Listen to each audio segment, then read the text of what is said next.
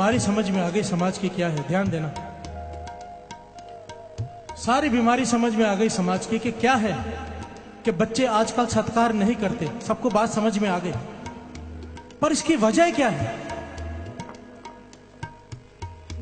इसकी वजह क्या है और इसका हल क्या है? यह बहुत जरूरी है। यह प्रकरण अगर यहीं खत्म कर दें तो बात नहीं बनेगी। इसकी वजह क्या है और इसका हल क्या है? पहले समझते हैं वजह। देखिए, आज की मां सुबह उठते टीवी सीरियल लगा लेती है, रात को सोने तक टीवी सीरियल देखती है। उन टीवी सीरियलों में क्या होता है? ध्यान देना, क्या आता है? घर घर की कहानी क्या आता है? जितनी लड़ाइयां झगड़े उन टीवी सीरियलों में दिखाई जाती है, साथ संगत जी महाभारत के युद्ध में भी नहीं दिखाए गए। इतने झगड़े, मन में क्या बसेगा? शक का स्वभाव। ऐसी मां अपनी बेटी को यह नहीं सिखाएगी कि सास को मां समझना, वो यही कहेगी सास को सास ही समझना। ऐसी मां अपनी बेटी को यह नहीं कहेगी कि देवर को भाई समझना, देवर को देवर ही समझना। ऐसी मां कभी सही शिक्षा दे ही नहीं सकती। तो जड़ है मां। यहां पर औरत ही औरत की दुश्मन है। साथ संगत जी, जड़ है मां। हम अपने बच्चों को एक आशीर्वाद देते हैं, ध्यान देना, कि जा ससुराल में जाके राज करेगी। अरे राज करने के लिए भेज रहे हो? राज करने का मतलब होता है कि हुक्म चलाना। हुक्म चलाने के भेज रहे हो? आशीर्वाद दिया करो कि जा वहां जाके सेवा करेगी, उनकी प्रसन्नता लेगी। ये आशीर्वाद तो कोई नहीं देता। ये देते हैं कि जाके ससुराल में राज करेगी। क्योंकि भाई गुरदास जी कह रहे हैं, मैं नहीं कह रहा। कोई मुझसे झगड़ा करने ना आ जाए बाद में, भाई साहब आप हमारे लिए कह रहे थे। ध्यान से बात को समझने की कोशिश कीजिए। भाई गुरदास जी कहते हैं कि विवाहने के बाद, शादी के बाद तू अपने माता पिता को भूल गया। शादी के बाद क्या होता है? एक नई लड़की घर में आती है ना, वो ऐसी पट्टी पड़ा देती है बेटे को कि वो अपने माता पिता को भूल जाता है। जम्मे साईं विसारिया, विवाहया मां प्यो विसारे।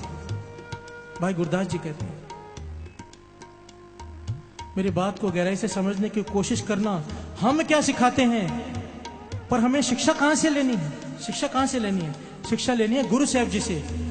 गुरु हरगोविंद साहब जी महाराज, 6वें गुरु नानक, जब अपनी बेटी की शादी की तो 2 वचन दिए उसे।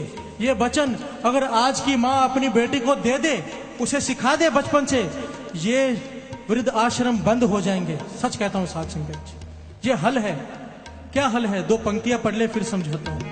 मां प्यो दे उपकार विसार, मां प्यो दे उपकार विसार, मां प्यो दे उपकार विसार, मां प्यो दे उपकार विसार। 6वें गुरु नानक गुरु हरगोविंद साहब जी महाराज अपने बेटी को कह रहे हैं शादी के वक्त।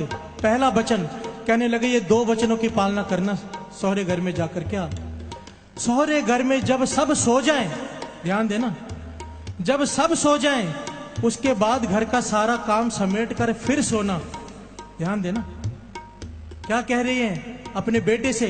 सौहरे घर में जब सब सो जाएं, उसके बाद घर का सारा काम समेट कर सोना। और इसका मतलब ये नहीं कि सबसे आखिर में उठना और सबसे पहले अमृत वेले उठना। प्यार से बोलिए धन गुरु नानक। सोना सबसे बाद में, उठना सबसे पहले अमृत वेले। ये पहली शिक्षा। मन में विचार कीजिए, क्या हम अपने बच्चों को ये सिखाते हैं? हम तो कहते हैं जाना, पति को अपने वश में करना, नहीं तो तेरा बुरा हाल हो जाएगा। उल्टी सीधी पट्टी पढ़ाते हैं और घर घर में झगड़े शुरू हो जाते हैं। दूसरा वचन 6वें गुरु नानक गुरु हरगोविंद साहब जी का अपनी बेटी को। दूसरा वचन कि जहां भी तेरे सास सहुरे की निंदा होने लगे, ध्यान देना, जहां पर भी तेरे सास सहुरे की निंदा होने लगे, उस जगह से फौरन उठ जाना। ये 2 वचन कोई पाल ले, 2 वचन गुरु हरगोविंद साहब जी के, घर में से कला कलेश खत्म।